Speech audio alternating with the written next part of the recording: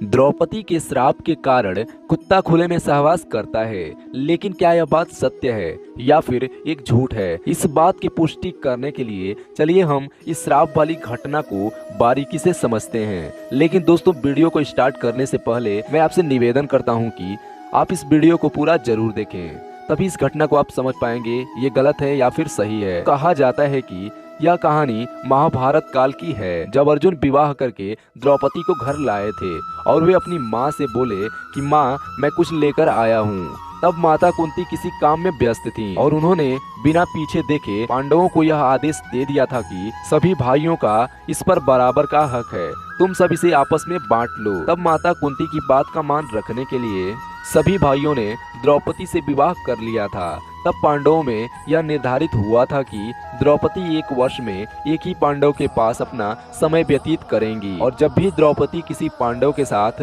कक्ष में समय व्यतीत कर रही होंगी, तब दूसरा पांडव उस कक्ष में नहीं जाएगा। और फिर जब भी कोई पांडव द्रौपदी के कक्ष में जाया करता था, तब अपनी पादुका बाहर द्वार पर ही उतार कर जाया करता था, ताकि कोई दूसरा पांडव पादुकाएं देखकर कक्ष में प्रवेश ना करे। परंतु एक बार अर्जुन अपनी पादुकाएं बाहर उतारकर द्रौपदी के संग प्रेम प्रसंग में लीन थे, तभी एक कुत्ता आया और खेल खेल में अर्जुन की पादुकाओं को उठाकर पास के जंगल में जाकर उसके साथ खेलने लगा। उसी दौरान अपनी कक्ष की ओर भीम प्रस्थान कर रहे थे और उन्होंने देखा कि द्रौपदी के कक्ष के बाहर कोई पादुका नहीं रखी है और वह द्रौपदी के कक्ष में प्रवेश कर गए।